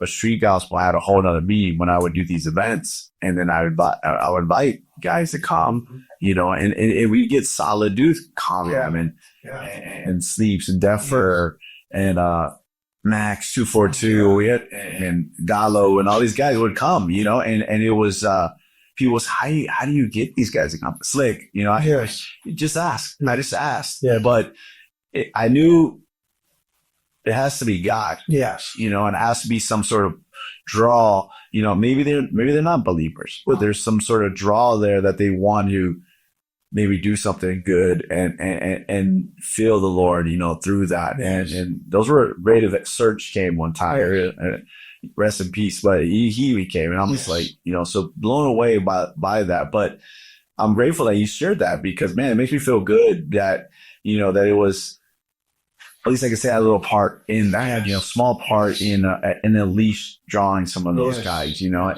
it's great because I have a lot of relationship with, Cab, me and Cab talking. Cab is a guy that let's talk about being a kid and seeing all that, on the freeway with Cab, and just being like, and then meeting him and being an actual friend, access, these guys are like good friends that I can text you, and the connection.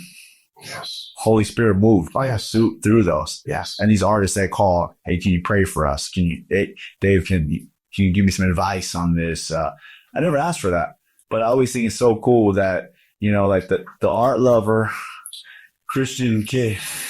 They know how to actually goes back to the book. The scriptures say that one plants, another waters, another one, God gives the increase. Yeah. And I found in observing lives of writers, hip hop people, whatever, anyone who turns to Christ that comes from that background, invariably their testimony and their story will say that, what, it wasn't just a one-time event. There was many different little things God had put in their life, people that crossed their path, a seed planted there, something over here, noticing something over here, a hard time they went through. And all these things eventually blossom into a fruit of like, a desire, and an openness to try God, and then, God always delivers, you know what I'm saying? All the time, bro. Like, and I tell them, a lot of times when people are saying, well, how do you pray? I say, bro, it's like play ping pong with God. You take the little ball, take the paddle, and just serve it. And you're going to see that ball is going to come right back. Right. And then hit it back again and hit it back. So it could be just a hi. Right. How are you? And in some weird way, God will say hi back to you. Right. How do you match up your beliefs and graffiti? Because I'm sure Skills went to a church and they said, you have to stop the graffiti. It's bad. It's illegal. I know I have to stop graffiti. Okay, but keep in mind what the definitions are. Legal. Legal. I think everybody likes and agrees when it's artistic. It's got art aspects to it. I'm sure there was a period of your time. I'm really tagging. I mean, I understand. I mean, look, I've worked with people that have no idea about it for many years. In the professional fields, right? People who I hear them say like, oh, that's ugly. I can't stand that. I'm like, oh, you only knew, but I understand them, because they're homeowners. They work hard to get their house and stuff. And if someone writes on their property, you get pissed. It's an offense, So I don't, I see it for what it is, and with any addicts and stuff like that, you'll have falls, you know what I mean? Like, it's I mean, sometimes the pull is really hard on you, and you but you repent and you do better the next day. You get back up, dust yourself up, right? And there's long periods of sobriety, right? You know what I mean? I've had, let's say, stretches of like 20 years, you know what I mean? And before I'll do a tag or something, right? Yeah. Or not 20, but maybe 15 years or 10 years or something. I remember the time when you were we're not go away from everything. But I had to do that. So I, like any addict of something, you have to separate yourself for a while from that stuff until you feel strong enough, whatever, and you can come around it. But I mean, it might have to be right now a time when I'm pulling back, you know what I mean? Again, you know what I mean? It's like you have to kind of feel, okay, maybe, or I have to discipline myself some more. You have to pray more. I have to feed my spiritual man more so I can, be stronger than that. Yeah, I think everybody goes through that, right? Yeah. You talk about guys that maybe are into cars. Mm-hmm. They give their life to God. And then there is probably some car shows they should be at, probably some car shows they shouldn't be at, right? Exactly. And they got to kind of decipher that and say, hey, that's probably not the best. Yes. It's best for my car, but it's not best for my salvation or my soul, right? I mean, there has to be a balance, but I think everybody has to realize that. I mean, there's some art shows that we went to, and I'm like, yeah, I go in, I see what's going on, I go check out all the pieces, and in literally like 30 minutes, I'm out. Yeah. And then people are like, what happened? You left fast. Yeah. Yeah, it was, good stuff, but it wasn't for me that day. You know what I mean? And then there's some galleries I go to, and it's very cool, chill, very respectful. I'm like, okay, cool. But sometimes there's an element there, and I'm like, yeah, I probably don't belong here. Well, I think everybody goes through that, Right. some form. Absolutely. So, I mean, everybody's just got to, it's like the Bible says, you work out your own salvation. Right. You know what you can handle and what you can't, or whatever, right? I think I have a pretty good threshold, like on, I can be around certain things and be strong. For example, a lot of my crew members will smoke weed, and I'm not, I don't get tempted by it at all. Yeah. You know what I'm saying? It's not my thing. And like, I feel strong in that area. You know what I'm saying? So there's things I could be around, maybe someone else can't be around. Yeah. You know? Yeah. You know what I'm saying? Everybody's got like their strengths and weaknesses, and there are things that that's a temptation to them, and some things that are not. You know what I mean? So you just gotta manage and work it out for yourself. Everyone's gotta know what you should be around, what you shouldn't. Right. What is some of the things that you would say to a new rider coming up? What I would say. I'm sure. Okay, you had an event over the weekend, right? Yeah. And let's say somebody, young guy, I'm sure there was young guys there coming up to you, and you're like legend, and they're saying, hey, they're coming to you like, hey, I always think of the scene in Carlitos Way, right? Here comes Benny Blanco to Carlitos, and Carlitos was the man at one time. Benny Blanco's a young outcomer, and Carlitos settle down. This guy's young, but I think you run into the realms of your life's change. You're miles ahead of them now, and they're just starting out. And you kind of want to tell them, yeah, you got to do this, but don't do that. Right? And so there's a pull of everybody's not going to get to skill level right now, as far as I'm doing legal space and all that, right? They're trying to start somewhere. What would you say to the young guy that comes with a book and says, hey, I want to be like you, or I want to get up like you. I saw this and I saw it in a magazine one time, or old video, you're up everywhere. What do you say to that kid? Well, keep in mind that, when anything is shop talk, right? So anything that's shop talk is you nerd out. So they'll typically come with like technical questions. Like, I mean, at the Black Book place, there's a guy that he's been asking for input. Like he's trying to develop his signature first, because that's important in graffiti. That's the foundation of all lettering, is your script. So it starts with learning your tag, your signature. And even in society, in school, they would teach kids. Remember in the old days, you see older people's writing, it's very nice. Their signatures, right? They have dope signatures, right? And ladies that have really cool handwriting. They're really good. Like it's hard to. You'll teach cursive in school. Yeah. But so what I tell them is like, look, get a writing, a signature, something down, and let that be, just get that flow down first.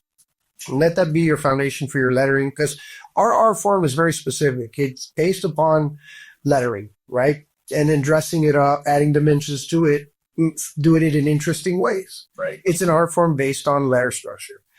And so as a result, there's a lot of things that I picked up over the years that help guide people, that are proven things that help them develop better letters. So in all art instruction, they typically will give you the fundamentals and help you build a box to know all the basics, right? Then towards the end of your education, they say, now forget everything you learned about that box. And now you have to think outside of that now. But without the box, you don't know what rules to break if you don't even know the fundamentals. You have to have a framework of how lettering works in order to break it. And you can see that in Deffer's work and Sleeps and all them guys, right? They started with basic readable gang writing, whatever, and then they evolved it and took it and kept they went outside the box to where it's a whole new art form. Right. And it's like the Bible. The Old Testament was the box God had to build, like the commandments and all that stuff. He had to give us some boundaries to know what was good for us and what was bad for us, right? It was the instructions, right? And then Christ came, and he now is like, okay, this is the box. You have the box. Now it's spirit. We're beyond the box now. Like, I want you to think outside of that. Like, those things were there to teach you very basic fundamental things. But now once you have that down, you don't need that anymore. like they say that the laws and all that stuff were there for our protection, all that. But when you have it in your heart, you're not out to break those laws. Like it's born out of you that you don't want to. Like Set the parameters. right. Like he could say, don't commit adultery, but when you love God and you love your wife or whatever, you don't want to. Right. You know, when the right motive is in your spirit, you know, you know, other commandments were like, do not murder or whatever, right? So, but if you don't let that hatred be in your heart and you don't stew on a grudge and you don't, you know, do all that, you forgive and you move on or you deal with it in other ways, you know, you look for other ways because it's not in your heart. You don't want to do that. Yeah. You know, and it's like that with everything, right? You know, there's just stuff that you don't do naturally and the laws don't even apply to you anymore because you're in the spirit of the law, not in the letter of the law. Yeah. And it's like that with style. Like, the rules and regulations, stuff like that of style are guidelines to get you just to a point and then a launch pad. And then from there you launch out and break the rules and do new things. So what I work on with these young writers is a very sound way to find the box and to build a box. And then after they've built the box, they naturally will deviate from it. You know, they'll launch off, like, you know, because you'll see it after that 40. You know where the points are where you can expand beyond that, you know. When you get to the part of illegal stuff, though, how do you address that? How do you, when they start feeling off, but that's a person who's how to go, okay. No, because I'm not known for like the illegal things anymore. People already like, I'm not well known enough in like doing the art form of it enough that's my forte and that's what That's what they gravitate. That's what they gravitate to. Like, yeah, I don't know where you're at. Especially because, you know, bombing there's people right now that are doing stuff on some level that I've never done. You know what I mean? Like they're grappling off of buildings. The game is a young man's game. So like, I'm not an island that way. You know, like, I'll like 30 buildings per guy. You know, I have 30 buildings. Yeah, you know what I'm saying? I'll try you versus in here, man. You come and talk about all that stuff. But yeah, that's like, you know, I mean, I had my little era in the buses and the freeways in the early days, but you know, it was a pioneering time. And That makes sense. you know, I mean, I outgrew it and moved on. And now, you know, since then I've accomplished so much in other aspects. And I think the way I am in the culture now is more like an elder that I think people feel like they can come to and they're safe. Is helpful. And what is they can ask questions and I'll do the best I can to answer them. And that I'm a peacemaker. You know, I'll try to like live. There's some beefs going on. I'll try to de-escalate things and help as an elder. I like to bring people together to meet and network, like at the Rhyme Fest. I did a big thing with them where we honored all the old school people. A huge thing for me is to respect your elders and to instill that in that these pioneers, we can't leave them forgotten. Because this is a huge art movement and that has gone on worldwide, but the pioneers are being forgotten. Yeah. And I don't want them to get their flowers when they're dead. I like for them to be recognized while they're still alive. Do you think LA doesn't do that like the way New York does? New York celebrates those old riders, ski, I think we're on our way. cap, and Yes. see. We're on our way. Like Classic Bird is a big part of that. I think so too. Yes. I think when I before you got here, I was kind of going through the pages and I've watched, especially like the GK one. That's the guy I always followed. So I'm looking at this and I went back and there was some writers and they're like, oh, I was like, oh, that's cool. I didn't know you had this guy. I didn't know you had this guy. And I realized like, man, I had to go back and I was like, and then I remember, oh, Whisk. Well, and also guys, that's oral history. Like, you know, like, just like in the Bible, right? The Old Testament was preserved in oral history for many years until scribes, a whole group of people would make it a job to write it down and keep making copies and all that.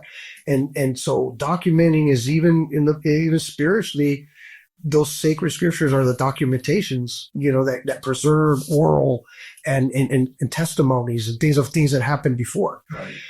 In our culture, in all that early history, it was oral. So as it's like, I feel it like a burden. Like, you know, I'm one of the few people that's still active and around that has it in my mind. Right. And I know the questions asked and I know who to ask and who to bring out.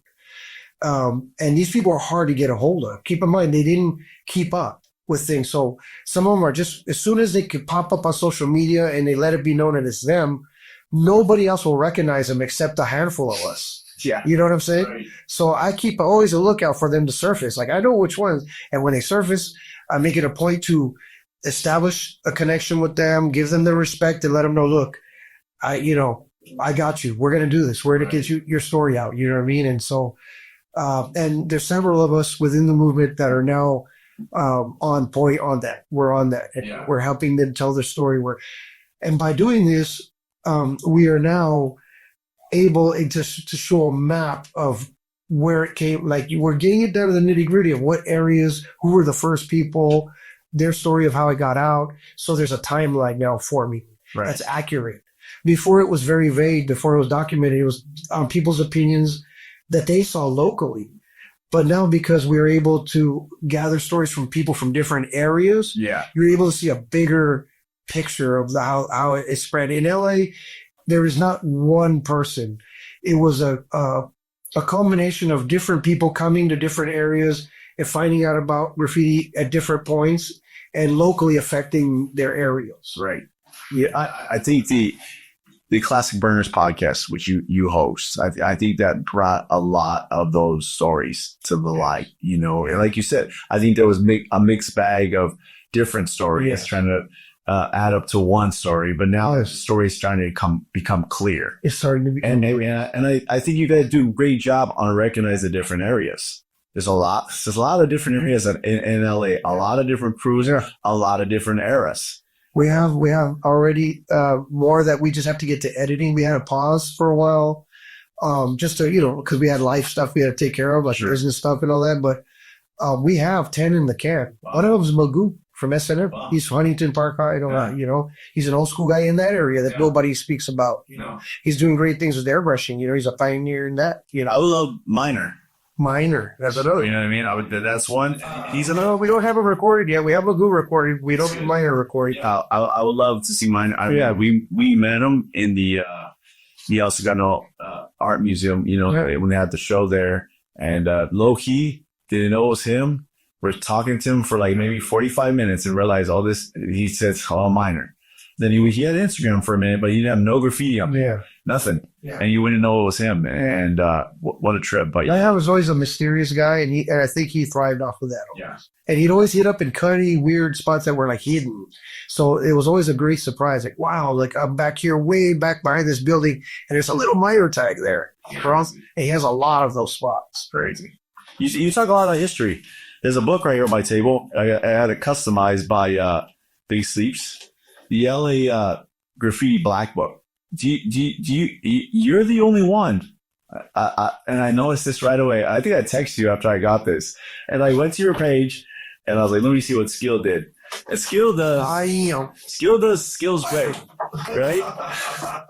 Nobody has 2 pages. Right. But you have 2 pages right here, bro. My good friend Ed kind of helped put this together. And what do you think about this book? And how important is this book? It's important because what it is, it's kind of like a preservation. It's based on a cultural thing that's part of the writer lifestyle, which is Black Books. So Black Books were our little rolling galleries. It was a place where we could kind of flesh out our ideas and draw productions on the book, and then pass it around and gather also a collective work from other artists that we admire. And so a well-done Black Book will look like a little rolling gallery. And I think they might have, obviously, he might have known about that and they heard about it. And he's like, well, let's do one for all the LA guys let's preserve it. And that's what that is. You're looking at basically a Black Book that's preserved. And so, I think amazing. Yeah. Hey, look, bro. I come out in there. Yeah. Age 10. Yeah. I didn't even know that. I'm in the flash. Me and my wife right there. So, that was when they did the gallery portion. I think they had a gallery show, and they had a lot of the guys from the book go out there and then do a mural. Yeah. And then with special cameo appearance by David and his wife, Mr. Arabello himself. I'm in the Empress of the cherry on top. Black Book. I didn't even know. They were quite there, and I'm like, that's B. So that's cool. Maybe you got to put that in. That's a fun fact. It's a fun fact. Bro, so what's left for Skill, the veteran, OG, historian, elder in the graffiti world? One of my big goals, I've been talking to it a lot. Y'all understand that there's a revival happening amongst the graffiti art community, especially here in Los Angeles. I've been baptizing and getting baptized many of my crew members and other writers. And a lot more are coming out saying, hey, I'm interested in this. It's like God is doing something.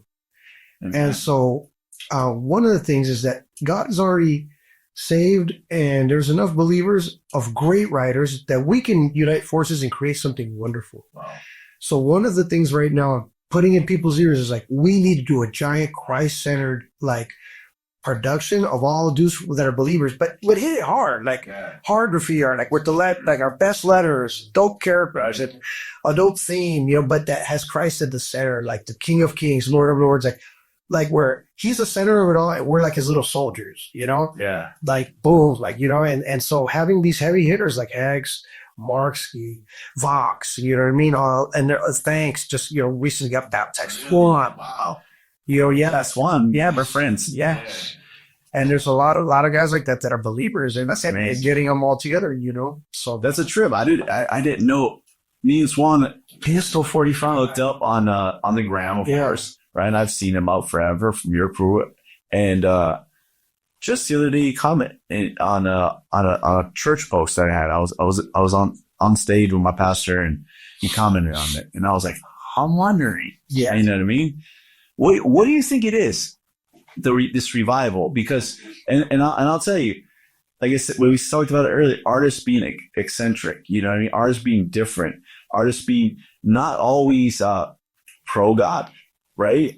But I think like you're saying, like all of a sudden they're all interest. Yeah, or an openness. And I seen it. And like I said, there's artists that reach out to me. I'm like, man, this is crazy. Like this guy, is wants prayer, or he's asking for help, or not even that. They just want to know about God. Right. What do you think that's coming from? That's fulfillment of prophecy. So as you well know, God said towards the end times there'd be a shaking, going on in the world. And that also there would be kind of a dividing of sheep and goats. So I believe what is happening is that as we're nearing prophetical times of the end, which everybody, even scientists, know that there's a bottleneck coming where like things are just gonna go towards a certain point. Right. And as we get, it's like almost like we're approaching a Y intersection in a road. And people are gonna have to make, like, there's no more time to you have to make up your mind. I'm going to go to the right or to the left, and there's just no more time to wallow anymore. I think people are sensing that. Like, the time is coming where I'm just going to have to make my mind. Am I going to go with that? And this is the culmination of all seeds being planted throughout their lives. Wow. You know what I'm saying? I think is what's happened is God has reached out. But the scripture is very clear that there is an age of the Gentiles which will end until the age of the Gentiles is fulfilled, is how it words it. Meaning that, so after the times of Jesus, his resurrection, he sent them, the apostles out. He said, you're going to be started in Jerusalem, then it'll spread out to Samaria, then to the rest of the world, eventually the Gentiles. And Paul was called for that ministry and went out and started a lot of these groups of believers of spreading the gospel amongst a lot of people who are not Jewish, who were like from other cultures. And that age has continued on and on and on and on. But they did right that there would be, towards the end, there would be an end of that age of the Gentiles when God will spread the gospel and people would have made, he's going to reap the harvest of as many of those Gentiles as possible. And then it's going to return, like Israel's going to come back into the spotlight. And so I think we're nearing that point where, like, who the people are realizing, like, okay, I'm going to make my choice. I'm going to go roll with Christ, roll with Jesus, or I'm going to be against him. But the figure of Jesus commands a decision. Like, he's either king, he's either Lord, he's either God in the flesh, or he's not. Reject me or accept. Yes. Like there's just comes a point where we're going to have to make up our minds as a society, and that's coming. And we're right there.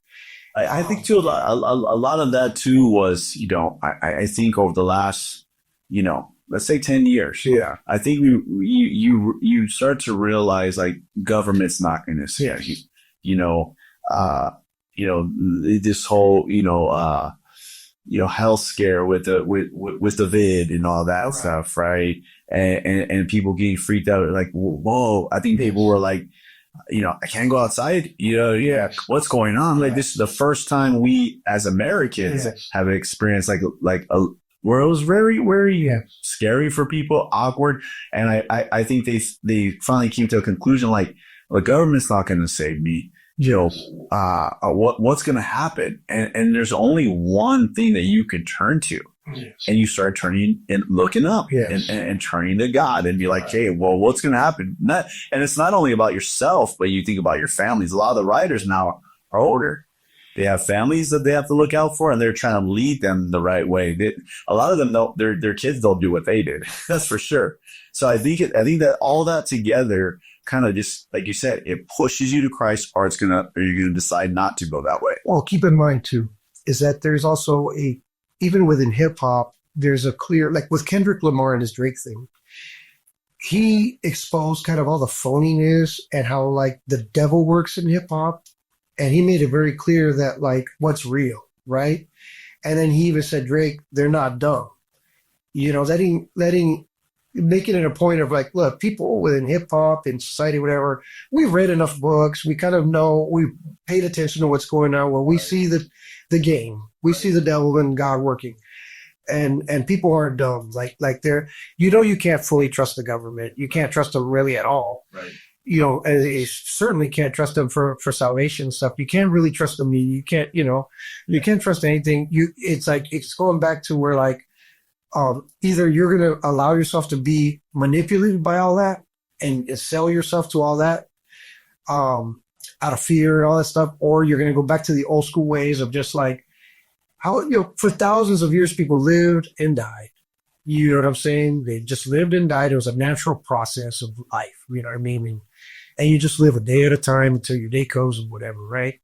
You live without fear. You know what I mean? And that's ultimately, if you're going to be in fear, you're going to be manipulated, and that's the thing, is that the devil uses tools like that, discouragement, fear, manipulation, to trick you, deceive you into a bad deal, right? Basically feeling like, like you're going to benefit from it, but it will pull the rug out from under you and you know nothing, Yeah. But I think more people are waking up and realizing like that's a bad deal.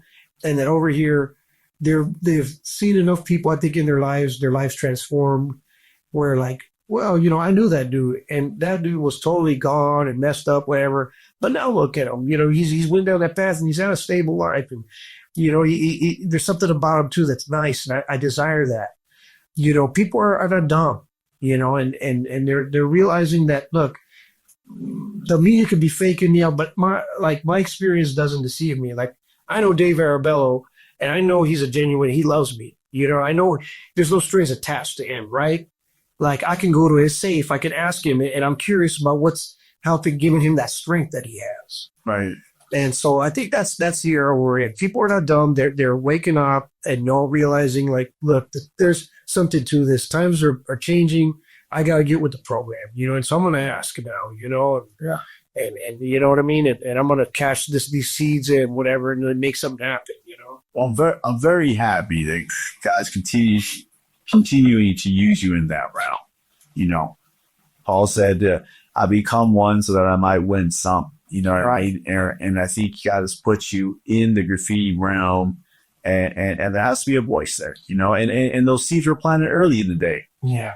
From the OG skill. Yeah. And as you went on with K2S guys, different guys, planting all those seeds. And now you're the guy planting the seed back. Yes. And that's amazing. Yes.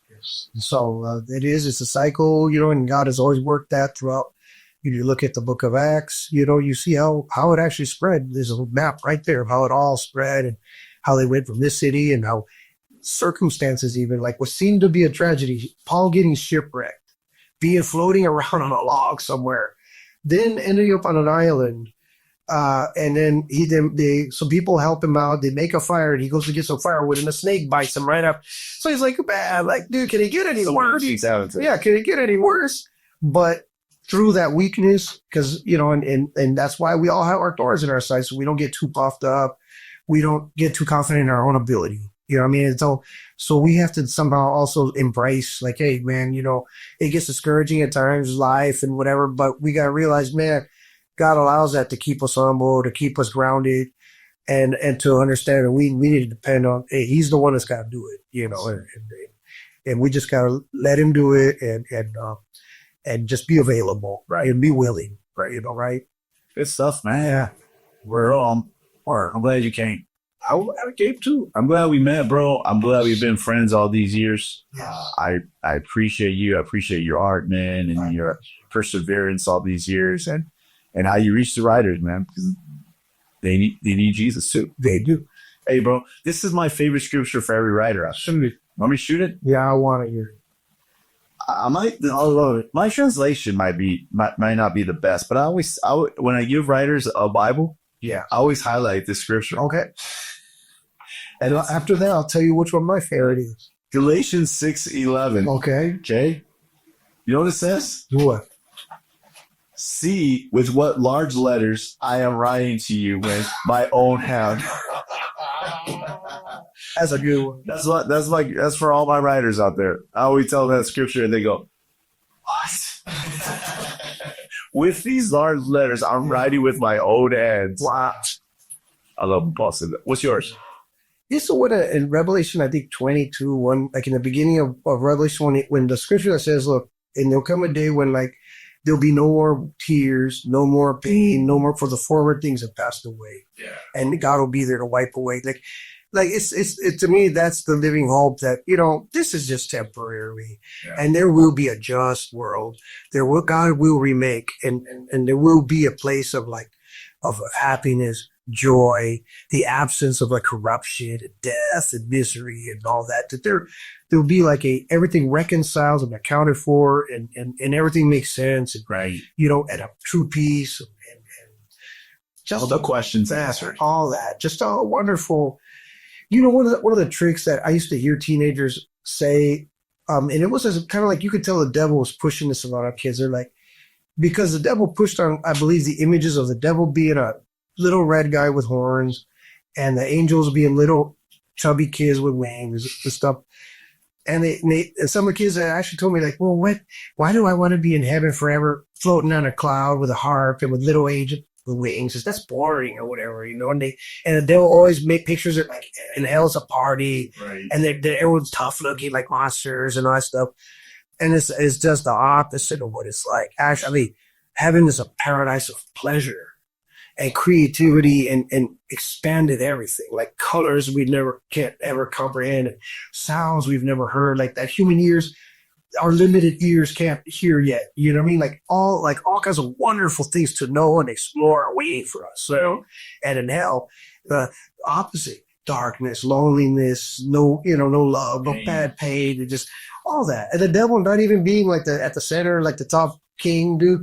It says that the nations will look upon him, like the kings of the nations will get a tour, and as they look into the pit, they have to look to the side of the pit. Now over there off to the side is some pathetic little, so sweetie looking little dude, and that they're going to be, that was the one that had all the nations oppressed and that was merciless to his captors and all stuff. That's that great Satan adversary, that little fool.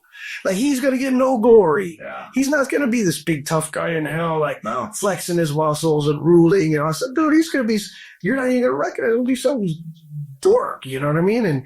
And man, and that's it, bro. That's that. Don't be fooled, guys. Don't be fooled. The devil plays that. He's going to try to play you with fake imagery, just he's painting these fake images and pictures. It's the opposite. God is the one that you got to fear and respect, because God has the ability over life and death and judgment. You know what I mean? The devil has no part in that. He's already sentenced. He's just that. What he is like a hater that has lost and has a scorched earth policy. He's just going to take as much stuff as he can with it and hate on as much as he can before he's gone.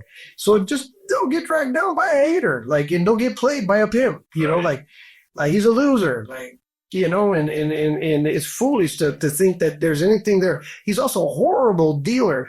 Like, he'll try to make you a deal that promises all this stuff, but he doesn't have the goods to deliver to you. Like, you don't get that, No. But with God, it's so cool is that God is no strings attached. He's solid. He, man of his word, good, genuinely good dude. You know what I'm saying? God is a good dude. Very, very kind, provider, faithful, cool, and has a sense of humor too. Sure. It's fun to be around. Yeah. I mean, in your life. And this is not a religion. It's an experience. What I found is not a religion. It's an experience. Like I walk daily, like with my mind blown every day, like things that fall into place that are not a coincidence. Like coincidence was gone a long time ago. That possibility of it being a coincidence, it was gone right within the first month or whatever. Like, I mean, every day things line up and there's things that the probabilities would be impossible mathematically for it to happen. Yeah. Things lining up, places, people I run into, and everything is just these incredible, like mind-blowing experiences as I walk through life. You know? So it's an experience. I'm immersed in it. You know what I mean? And that's the beauty of it. It's like it's real abundant life. Yeah. And plenty. Right? I love it. Is your refrigerator full right now? It's full enough. Mine is. Mine's full enough. Right? We have our needs. He's starving. Yeah, he's starving. Right? Yeah. That's good. Exactly. Provided for us. Right? Every single time. Every single turn. So that's what he says. That's good. I love your attitude, man. Bro. It's this fact, bro. Well, yeah, I think I always like that about you. You're always fact. It's fact. Now fix it. It is fact. We do one last thing on the Street Gospel podcast, man. All right. We do what we call the Furious Five. Shoot. We got 5 furious questions for you. Oh, man. Come on. Come on, man. Come with it. I'll roll them down. Okay. Let's hear it. So I don't forget. Question number 1. All right. From my friend Skill Low Rock. OG. Question number 1 is, who are the top 5 writers in your book from LA? Not including yourself. But top in what aspect? Because you got bombers, you got piecers, you got production technicians, you got your old school guys, new school guys. That's a tough part. Oh, yeah, let's see. My category, bro. Well, want me to give you one bomber, one piecer, one production like that? Let's say this. If you were starting a crew right now, who are the top 5 people from all eras that you would pick? That's the trick. That's a kind of a question that I can't answer. What reason why? No, because crews are for different reasons. I'm not an elitist. I don't care about being the best and having the best. You know what I mean? Like, it's not like that. Okay. We're a support network for like underdogs, or from dudes in the hood. Like we're like, so we take raw talent. You know, you don't have to be the best to be part of my crew. You know what I mean? Like, you just have to be willing to take advantage of the resources and be supported and be a support. You know? Okay, let's say top 5 pieces of all time in your book. Piecers Prime. LA number 1. Ready? Number 1. His piece that he did at the Belmont during the West Coast and K2S battle revolutionized and is the foundation of the LA hybrid of blocks and East Coast graffiti. Wow. So that piece, that I could narrow it down to that piece. Okay, that Prime piece is the number 1.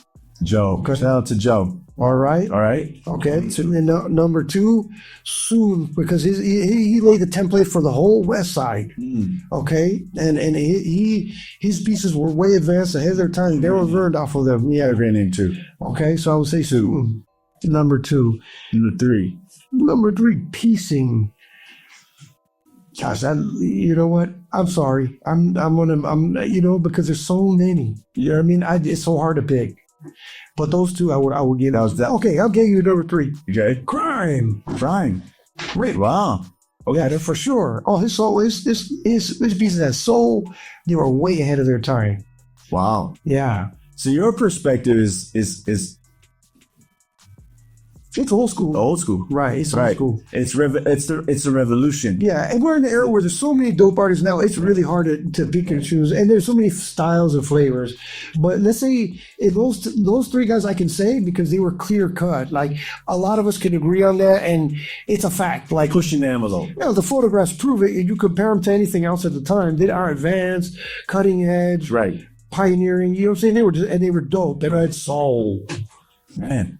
You know what? I remember reading an article about Revoke, and he listed you as one of the top guys. Man.